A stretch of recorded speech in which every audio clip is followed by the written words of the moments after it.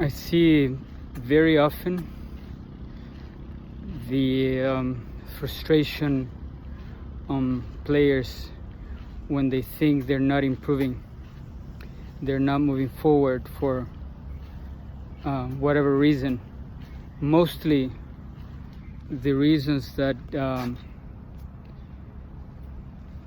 you hear are technical stuff, and they put a lot of emphasis on how the forehand or the serve or the backhand are feeling and going, and I think that is fine to put some emphasis in there.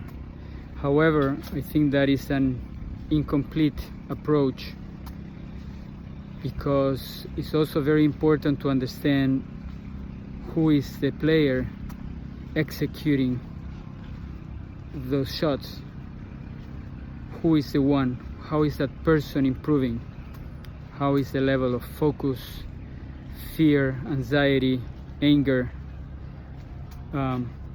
all these human aspects that make the execution possible or not, improvement possible or not. Physical aspects are also very relevant. I feel the mind and the body are very close together.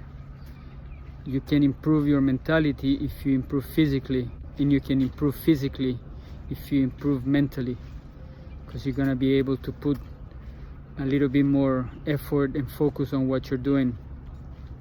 So the solution is to pay attention to those other aspects as well, especially to the human factor. You see that one of the attributes of great players is the ability to change. And we're not talking about changing technical aspects. We're talking about changing as a person, improving as a person. If we look a little bit back in history, history says that Roger Federer used to be an angry player, a player that exploded very often. He doesn't do that anymore.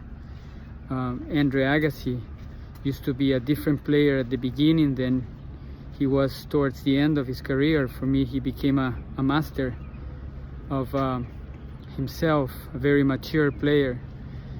We saw Djokovic transforming, having a different approach to nutrition, and maybe it was nutrition the trigger, but I think what triggered the change was himself.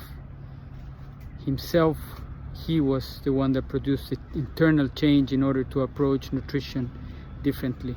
So we see that, we have that as facts.